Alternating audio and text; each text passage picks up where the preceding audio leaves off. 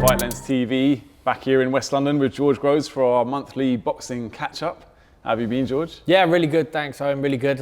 Looking forward to this big weekend's action. Yeah. We're from Saudi, Riyadh season. Yeah. So it's a mega card. Massive card, isn't it? Can't wait They've named it the last crescendo, which is a bit of a Yeah, what does weird. crescendo mean? It means like it's building up to this huge, loud... Boxing finished after this well, then. that's what I was That thinking, could be a worry, couldn't it? Yeah, Jesus, no. Riyadh season needs to carry on, Yeah. you know. But to be fair to Turkey and the boys out there, they've put on this amazing card. So people complain about the lack of atmosphere, but what would you rather have, the fights or no fights? So yeah, fights, true. I mean, we just like to complain as boxing fans do. That's it, we do, don't we? But yeah, we've got, the questions are, will Daniel Dubois remain world champion? Will Bivol get revenge against BETERBIEV?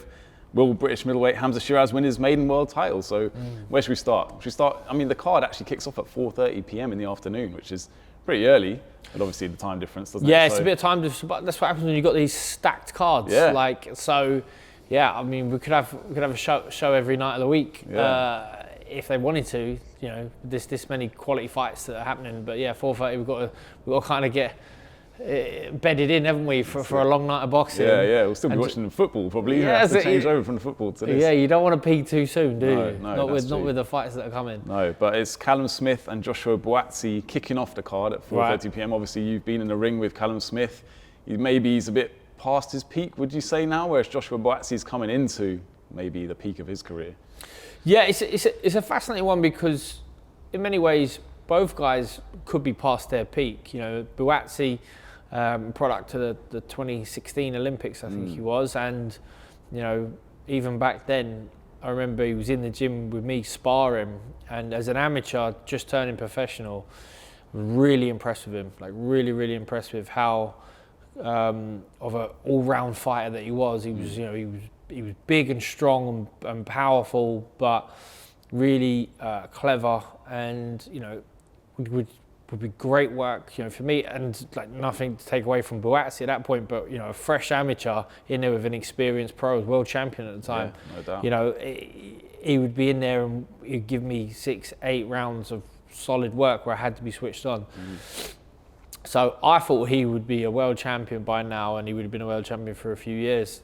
You know, COVID's come and maybe a few other issues he's had, and obviously the two best guys at light heavyweight are so dominant at the moment. So far ahead, yeah. It hasn't happened for him. But Callum Smith, who I had my last fight against in 2018, end of 18, I think it was. So that's, you know, over 6 years ago now. So, you know, that's how long he's been operating at the top level. Yeah. You know, had the loss against Canelo, but I don't think that was a fair reflection of his ability. At times throughout his career, Callum Smith has blown hot, blown cold. And when he's up for it, he's very dangerous. And when he's not, he's not. Yeah. You know, I think he was probably weight drained at super middleweight, up at light heavyweight, done really well, got destroyed against BETERBIEV. Yeah. But other than that, you know, I think he's done well. This is a really good fight. This could be who's got the right guy at the right time. Because, both guys have got to come in and be on form, because I think if they're not, and the other guy is firing all cylinders, they'll definitely get the win. Yeah, it's a tough one to call. I think Buatsi is the favourite with the bookies. Would you go along with that, or would you rather have Callum Smith and the experience that he has at this level? Yeah, but Buatsi's had them couple of little domestic fights. They're not domestic fights as in the standard of opposition, because you know, he beat Craig Richards, who's operated at world level. He's beat Dan Aziz, who's former European champion, and they were at times tough fights he had to get through, and were close. But he's got the win, so that would give him, you know, that experience. But when you factor it in against what Callum Smith's been in with, you know, he's fought world champions, he's been a world champion. I don't think there'll be any fear going into this. It's just, whether the legs are a bit more tired and he's just not quite as fresh.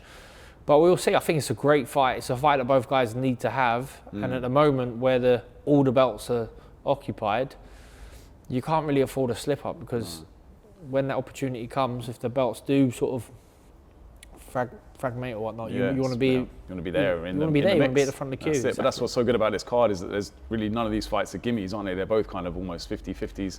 Same with Hamza Shiraz against Carlos Adames. You know, he's gone straight in going for the hardest belt to win, really, in that division. You got to respect that. But this is Adames' third defense. Really another 50-50 fight, you could say. Make an argument for both of them. Yeah, I haven't seen a lot of Adames, but Shiraz of late, I feel, has been one of the most improved fighters in British boxing. Yeah. You know, he's rose to the occasion time and time again. He carries himself like a champion now, and been a regular and a key figure of the sort of the Riyadh season shows, which comes with it a lot of pressure, I'd imagine. Yeah. You know, you know that, you've got fortunate enough to be part of these big shows. You're probably getting paid well for it, but you know if you mess up, you're out. That's it, yeah. Because people are talking about him potentially unifying the division further down the road if he wins here. That's even more pressure on his shoulders. Yeah, but he seems to thrive on it. He doesn't seem to feel it. I think so. You know, he's huge for the weight. Really, really big. Tall guy, isn't tall he? for the weight. Punches hard. And yeah, the guys who, you know, a few years ago, you might not have backed Shiraz to have made the improvements that he'd done. You think would have given problems, but now they don't. Yeah. I think he's definitely a future world champion. I wouldn't be surprised if he goes and does a really good job. Yeah, you know, stoppage win, you reckon? I think it can happen, yeah. Because I mean, you wouldn't back against his power, no. And he goes for the finish. When he puts his shots together and he gets the guys hurt, he's good at closing the show. So yeah, I'd back him for a stoppage win. Daniel Dubois, obviously we've seen his power against Anthony Joshua, but it's a different kind of prospect for him now, isn't it? Joseph Parker, someone who just has that stamina and doesn't seem to get hurt easily at all. But he has been, I think he's been stopped once in his career, hasn't he? Who was it who stopped him? I've got it down here. Yeah. But anyway.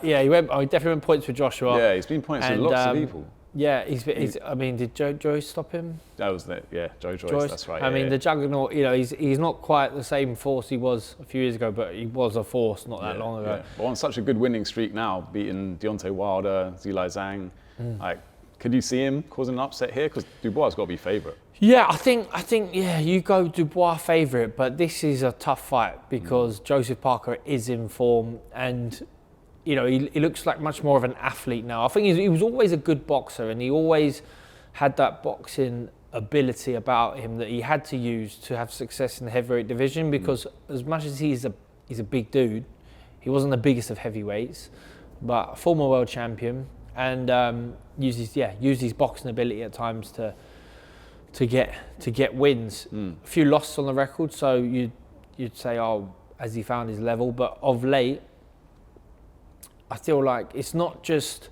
oh, he beat Wilder and he got off the floor to beat Zhang, because sometimes those wins can backfire against you. They can be flattering, but they are good wins.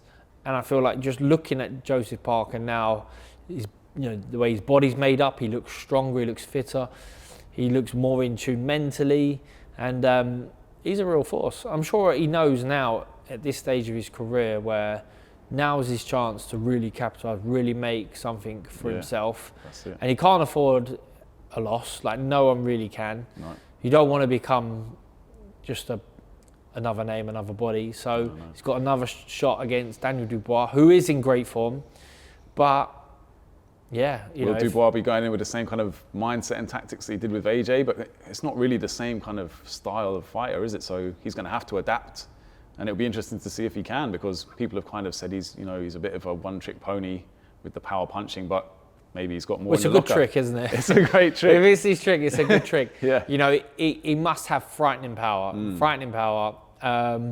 So they were doing a grip test. Did you see that video? All the fighters, BETERBIEV, BIVOL, they're all doing a grip, and he had obviously the strongest grip. I think 86.7 kg grip strength. Don't know what that means, but yeah, it might be the plate he's lifting up. No, you have to squeeze this thing, and it gives you a number on it. So yeah, we'll have to get one in here, test everyone's grip strength. But anyway, give me a bit of notice, so I'll make sure I got warm the hands up. Yeah, it's a bit cold in here today, isn't it? But he's I think I still make Daniel Dubois favourite, but that is a really close fight, tough fight to pick. Yep. Daniel Dubois, when he's on form and when he brings that pressure, you know, because he does shape up really well. I think his style of fighting, like the way he holds his hands and the way he moves his head, and it's almost like an improvement fight on fight. It definitely was. When I first saw it, the improvement was against Usyk, and it didn't really blow up because obviously he loses that fight against Usyk. But I thought, he's shaping up better. He looks there's something evolving, more. He's evolving. Yeah, Well put. And then the Joshua fight, the Joshua win, that may always be his biggest moment. He might end up having better performances or beating bigger names, but there'll be nothing in his life that will be what that was, where he's going, he's the champion ring walking first. Yeah. He's fighting in Wembley Stadium. Like, he's up against Anthony Joshua, the poster boy of British boxing for a long, long time. Whether he's had his setbacks or whatnot. And to have put in the performance and the dominant display that he did, in some ways it will be as cynical to say it's all downhill from there for Daniel Dubois, but he's got to keep winning. Yeah. So it's kind of like when Anthony Joshua knocked out Klitschko. That was kind of his crowning moment, and he's peaked again since then, I suppose. But yeah, but never the same. Not quite the same. Yeah, no. That's true. Good point. All right, what about the main event then? Bivol seems kind of angry with himself after the first performance. It's quite soon after it's only 4 months since the first match, isn't it? Which is a quick turnaround. But can you see it ending out differently? Yeah, I wonder what he's feeling. Does he feel like he's been left in the cold? Because, that's what happens in boxing. The winners get celebrated, the losers get another fight. I went to the big award ceremony, and BETERBIEV was on the main table. Bivol was sat off to the side. A lot of times he was there on his own. Like, he sort of looked a little bit lost. He was all suited and booted, so any one of us could have passed for like a security or a bag boy. But Bivol's got a recognisable face. But I wonder if he knows out of joint. He's like, hold on, I was on a pound for pound list not that long ago, and I've had one loss that was razor tight, and now I'm out in the cold. I think it wouldn't surprise me if it is close again to a certain degree, and Bivol gets it, and then we see a trilogy. That's what I was thinking. Yeah, he said he's going to be busier. He's going to throw more punches. He's going to be more offensive, more on the front foot, which could leave him open, obviously, to BETERBIEV's power.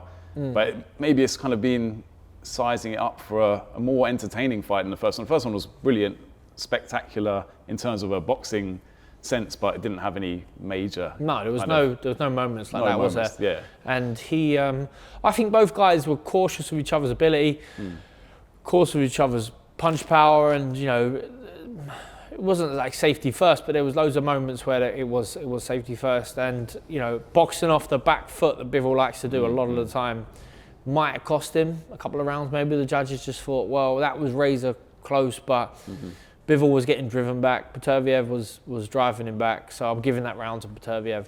So he might think, right, well, I'm not going to take a backward step, or not take as many, and I'm going to come with that second wave. So it might be something to draw something, to shoot again, and then he cuts out a lovely angle really well. Could see a little bit more of that. They might have to roll the dice. It might be close at the halfway stage, and Bivol goes, I'm going to put something on him. I'm going to have to drop him. I have to make a dent in him. And then we see a bit more drama. That would be great. That would be great. That would be great. So what's the official George Groves prediction? I think Bivol wins. I think Bivol wins. I think it might be close again, but I think Bivol wins. And then we see the third one. Yeah, that's what we need, the trilogy, if it does go that way. One more fight on the card, a kind of lesser fight, but like you said, Big Bang Zhang and Ajit Kabayel, which we haven't really seen a lot of him. The German hope. Kurdish parents, I think, Kurdish history. But yeah, what do you know of him? Yeah, Kabayel, I mean, he's sort of, for boxing fans, resurgence now, being on a few of these Riyadh season cards. Yeah. And he's done well. He's had a couple of big wins, and but it feels like he's been around for a while. He's been in the shadows, kind of in the background, hasn't he? He's kind of, maybe this is his chance to show what he's got. He's got a win over Derek Chisora and a few others. That's and then he had, wasn't it 2018, I think. Is that what it was? Yeah. It's been a while, I think. So he's not, he's not a huge heavyweight, but he's effective. He's good, and I think because he is in slightly better form, I pick him to beat Zhili Zhang. But Zhang is such a monster, huge, hard-hitting southpaw. It must be hard to find sparring to prepare for someone like that. So it's just the tank on Zhang, isn't it? I think if you can get him down the back straight, he just kind of runs out of steam, which is what Joseph Parker did to him, to be fair. So maybe he'll be following a similar kind of tactic. I've just got a couple of questions from the viewers. What's next for Gervonta Davis? I think he's got a fight against Lamont Roach coming up, hasn't he? But then that division, the lightweight division, is so stacked. Everyone's got a different belt. Where's he go from now? I think he's been accused of ducking Shakur Stevenson. Yeah. I mean, the latest I remember with Gervonta Davis, he was talking about retirement. You know, he was hinting at retirement. Yeah. He's the only boxer who's not involved with Riyadh season, isn't he? Yeah. Kind of snubbed the offer, said, I want 2 Ferraris. Turkey said, the only thing you'll get is 2 gloves if you come to fight out here. So I think he's kind of made a bit of a difficult situation for himself. So yeah, maybe. Not sure. But I'm not entirely sure. The Peterson fight looks good, you know. Yeah. So. Lamont Peterson, yeah, that's it. I mean, yeah, we've got Keyshawn Davis, Lomachenko, Tank Davis, and Shakur Stevenson. So we need some kind of unification fights in that division, surely. Yeah. Forward. Yeah. The Keyshawn fight, I haven't seen that yet. I missed that one. That was a body shot knockout, wasn't it? Was it? Yeah. Yeah. And he's looking good, yeah. Yeah. Looked quite spectacular by all accounts. So I don't know. Yeah, it remains to be they're seen. good names and good fights. So I think they'll happen. I can't see Tank Davis, you know, passing up them opportunities right now. Yeah. He might just be playing it cool. He is of that Still young enough, Mayweather ilk, isn't he? You know, Yeah. so he might just be might revel in being difficult. Yeah. So. Just the kind of the anti-establishment man. Yeah. All right, a couple more. Can anyone dethrone Canelo at super middleweight? I think he's fighting William Skull in May, and then obviously Terence Crawford in September. Give Bud a chance there. I think, did we speak about this? Yeah, no, we haven't spoken about it yet. But you know, I mean, you go against Canelo at your, you know, at risk. You know what I mean? At your peril, because he's been so dominant in super middleweight, so dominant in super middleweight, and I can't see Crawford. You know, you don't want to put a dent in him. You know, he's got to get past Skull first, and I don't think he'll struggle there. No, it should be all right, shouldn't it? So, you know, I think we have to get that out of the way, and then we can really get into the Crawford fight. But super middleweight, I haven't seen anyone of late who I think is going to give him a run for his money. He still seems like he's in great physical ability. Yeah, not many miles on the clock, really. No, you know, it's weird. He does, but he doesn't show it. Well, that's it. Yeah, he doesn't really take. He No. doesn't absorb enough punishment, apart from the Bivol fight. That was one, wasn't it? But all right, final question: is women's boxing getting the recognition it deserves? Yeah, Shields. Cressa. I mean, I keep getting the advert for Cressa Shields' new movie out, so that no doubt that'll be huge. Yeah. And then, you know, I think Boxer have got this card at the Royal Albert Hall. It's all-female card.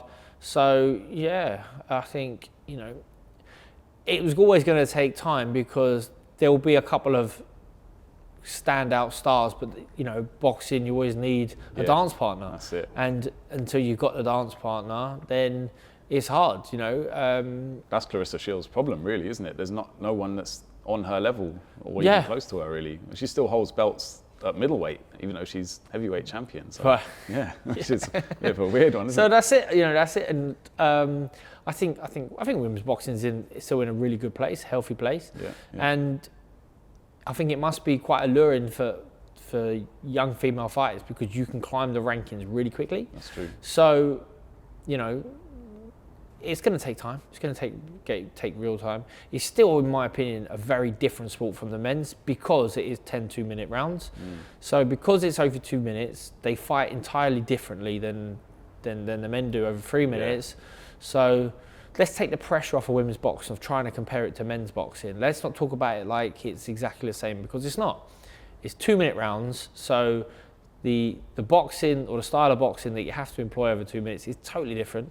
And therefore, is that because you obviously don't have to conserve your energy for the last well, minute? they throw a lot. It feels like you watch it. I'm not there counting the punches, but they throw a lot of punches. You don't see as many knockouts. You don't see as many shots being set up. It's more about, and the volume fighters have real success.